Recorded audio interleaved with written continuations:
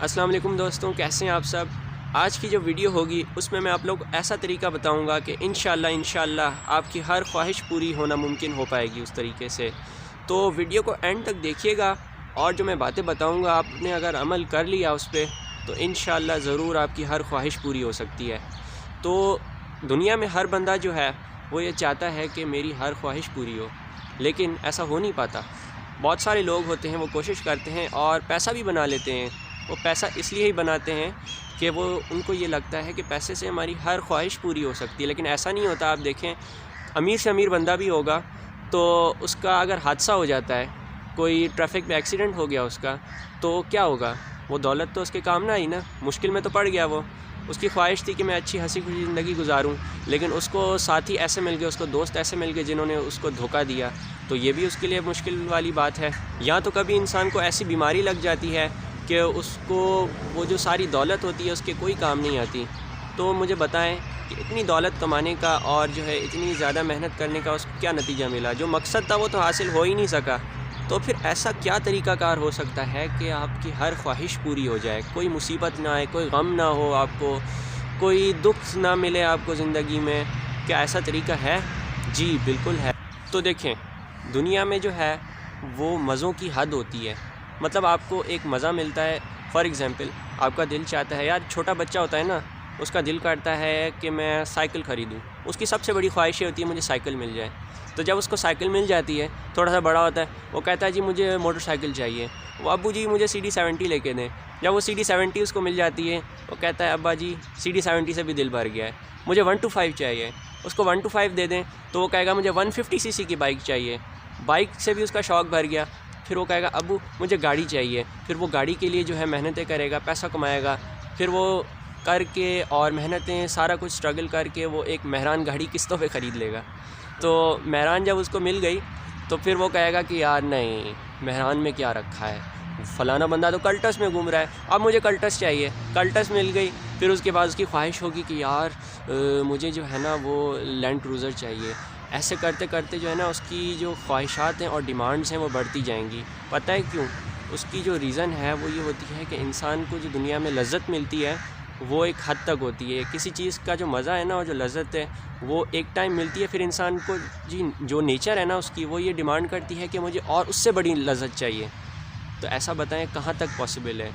آپ ایک حد تک جا سکتے ہیں نا، اس سے اوپر تو آپ جا ہی نہیں سکتے، آپ کے پاس پیسہ بھی لمیٹڈ ہوگا۔ چلیں آپ انلمیٹڈ پیسہ بھی کما لیں، تو آپ مجھے بتائیں کہ آپ کو بیماری نہیں لگے گی کبھی؟ جی لگے گی کہ نہیں لگے گی؟ بتائیں نا۔ تو بیماری ضرور لگتی ہے۔ آپ بتائیں اگر آپ کے پاس پیسہ ہے تو کیا آپ کا ایکسیڈنٹ نہیں ہو سکتا روڈ پہ؟ ہو سکتا ہے، کیوں نہیں ہو سکتا؟ تو پھر ایسا کیا طریقہ کار ہو سکتا ہے کہ ان ساری چیزوں سے ہم بچ جائیں اور ہمیں کوئی غم تکلیف نہ ہو؟ ایک بندہ ہے، آپ دیکھیں، اس کی خواہش پہلے یہ ہوتی ہے کہ یار مجھے ایک 15,000 کی نوکری مل جائے، میں اپنی بیسک ضروریات پوری کر لوں۔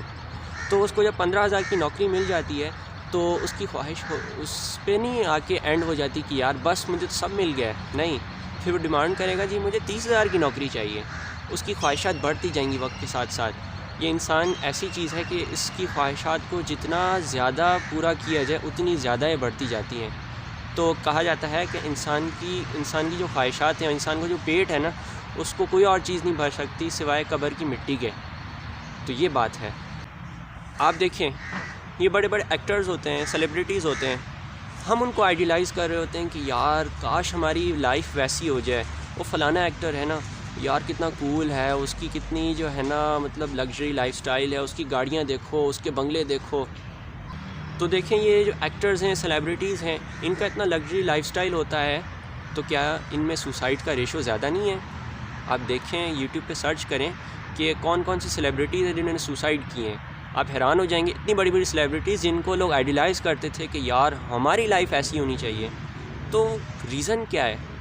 ریزن یہ ہے کہ انسان کی ایک خواہش پوری ہوتی ہے تو اور جنم لے جاتی ہے اس کے ساتھ ساتھ، تو اس کا نتیجہ یہ نکلتا ہے کہ انسان کے اندر ڈپریشن پیدا ہونا شروع ہو جاتا ہے۔ تو دولت جو ہے نا وہ ڈپریشن کا علاج نہیں ہے، ڈپریشن کا علاج کچھ اور ہے۔ آپ بتائیں، یہ جو ایکٹرز ہوتے ہیں اگر یہ سوسائڈ نہ بھی کریں، کیا یہ بیمار نہیں ہوتے؟ اور کیا ان کو بڑھاپا نہیں آتا؟ کبھی آتا ہے، اور ان لوگوں کا بڑھاپا بہت زیادہ خراب ہوتا ہے۔ آپ دیکھ لیں جاپان کی مثال لے لیں. جاپان کتنا ترقی یافتہ ملک ہے, ان کے پاس کس چیز کی کمی ہے؟ ہمارے پاس تو بھائی نہ لائٹ ہے نہ پانی ہے, لیکن پھر بھی ہم مسلمان ہیں اور الحمدللہ اتنا ڈپریشن میں نہیں جتنا وہ لوگ ہیں. اتنی سوسائڈ کی ریشو ہمارے پاس نہیں ہے جتنی ان جاپانیوں میں ہے. تو اس کی ریزن کیا ہے؟ اس کی ریزن ہے ڈپریشن, اور ڈپریشن آتا ہے دین سے دوری کی وجہ سے. تو چلیں گائز, تو میں آپ کو ایسا طریقہ بتاتا ہوں کہ انشاءاللہ آپ کی ہر خواہش پوری ہو سکتی ہے. اس طریقے پہ عمل کر لیں. تو وہ طریقہ کار یہ ہے کہ دنیا میں آپ وہ کرو جو اللہ چاہتے ہیں, تو جنت میں اللہ تعالیٰ آپ کو وہ دے گا جو آپ چاہو گے. یہ شارٹ کٹ سا طریقہ ہے. اگر آپ جنت کے لیے کوشش کرتے ہیں اور اگر جنت میں آپ پہنچ جاتے ہیں تو وہاں اللہ تعالیٰ کا وعدہ ہے. قرآن میں اللہ فرماتے ہیں کہ جو تمہاری خواہش ہوگی وہ تمہیں وہاں میں پوری کر کے دوں گا. کوئی لمٹس نہیں ہے خواہشات وہاں پوری ہونے کی. مطلب ہر خواہش اللہ تعالیٰ پوری کریں گے. جو آپ سوچ سکتے ہیں نا, بڑی سے بڑی خواہش اور چھوٹی سے چھوٹی خواہش وہاں پوری ہوگی. تو بتائیں یہ کتنی اچھی بات ہے کہ چھوٹی سی دنیا کی زندگی ہماری 60-70 سال کی, یہ بھی نہیں پتہ ابھی موت آ جائے. مجھے ویڈیو بناتے ہوئے موت آ سکتی ہے, کوئی پتہ نہیں کسی کو کس وقت موت آئے. چلیں آپ لگا لیں ایوریج 60 سے 70 سال 80 سال ایک زندگی ہوتی ہے. اس میں آپ نے اللہ تعالیٰ کو راضی کر لینا ہے. پھر جب آپ اس دنیا سے جائیں گے پھر اللہ تعالیٰ آپ کو راضی کریں گے.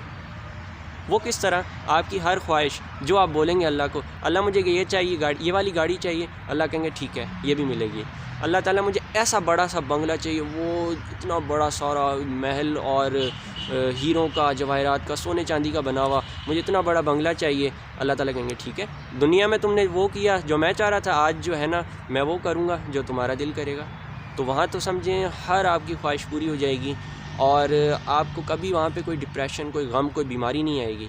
دنیا میں آپ کتنی دولت حاصل کر لیں, یہ سب کچھ بھی آپ محلات اور گاڑیاں حاصل کر لیں, آپ کو اینڈ میں بیماری لگ جاتی ہے, آپ کا کبھی حادثہ ہو سکتا ہے. تو آپ کی اس دولت کا اور جو ہے سارا اس اسٹرگل کا کیا فائدہ ہوا؟ کچھ بھی نہیں. تو دیکھیں وہ زندگی ہے اصل, اور اس کے لیے آپ نے کام کرنا ہے, اور اسی کے لیے ہی جو ہے نا اپنی دنیاوی زندگی کو اس کو سامنے رکھتے ہوئے آپ نے گزارنا ہے. یعنی آپ نے یہ ہر سٹیپ پہ یہ دیکھنا ہے کہ اب میں یہ کام کر رہا ہوں, اس میں کیا اللہ مجھ سے راضی ہے یا ناراض ہے. اگر اللہ ناراض ہو رہا ہے اس کام سے چھوڑ دیں. کیوں؟ کیونکہ وہ اصل زندگی ہے, وہاں آپ نے اس کیریئر کے لیے کوشش کرنی ہے.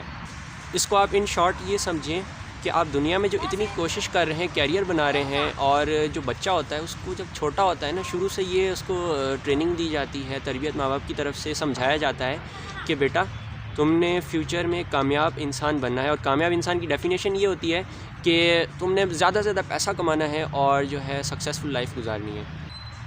تو بچہ اگر زیادہ سے زیادہ پیسہ بنا بھی لیتا ہے تو وہ آخر کب تک ہوتا ہے؟ بالآخر اس پیسے نے بھی ختم ہو جانا ہے, اور اگر پیسہ نہ بھی ختم ہو, بالفرض اتنا زیادہ کما لیا ہے اس بندے نے, تو بیماری لگ جاتی ہے, کوئی حادثہ ہو جاتا ہے, کوئی اس کا قریبی فوت ہو جاتا ہے. تو جس بندے سے وہ انسان اتنا زیادہ پیار کرتا تھا وہ اس کا فوت ہو گیا, تو سمجھیں اس کی زندگی کیا بچی؟ مطلب وہ خوشیاں تو نہیں رہی نا اس کی زندگی میں.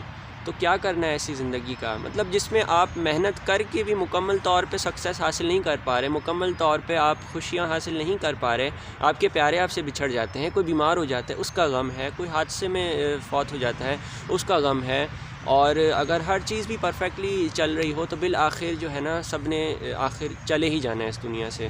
تو اس ختم ہونے والی زندگی کے پیچھے بھاگنے کا کیا فائدہ؟ تو دیکھیں یہ جو بات کہی تھی میں نے, سمجھنے والا ہوگا بندہ سمجھ جائے گا. میرا ایک دوست ہے, اس کا میں آپ سے واقعہ شیئر کرتا چلوں. وہ بندہ پہلے دنیا دار تھا, وہ دین کی طرف اس طرح آیا, اس کی مطلب وہ ایک ہاسپٹل میں جاب کر رہا تھا, وہاں پہ ایک نرس تھی ینگ سی, اس کی ڈیتھ ہو گئی.